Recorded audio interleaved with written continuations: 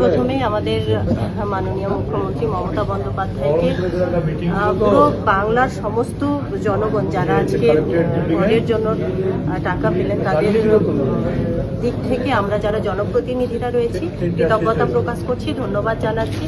কারণ আমাদের মুখ্যমন্ত্রী মমতা বন্দ্যোপাধ্যায় বরাবরই মানবিকতার দিককে গুরুত্ব দেন এবং মানবতার দিক থেকে উনি সর্বস্তরে রয়েছেন, এটা আপনারা দেখেছেন। এবং বারবার উনি বন্যা কবলিত যে এলাকাগুলো সেগুলো পরিদর্শন করে যা অসুবিধার মুখে পড়েছিল সাধারণ মানুষ উত্তরবঙ্গে, সেগুলো তিনি দ্রুত সমাধান করলেন, মানুষের পাশে ছিলেন। ছুটে ছুটে পশ্চিমবঙ্গের এক প্রান্ত থেকে আরেক প্রান্তে তিনি মানুষের কাজের জন্যই ছুটে বেড়ান।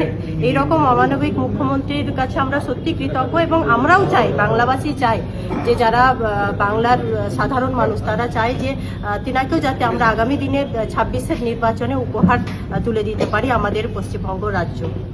ঠিক আছে, ধন্যবাদ।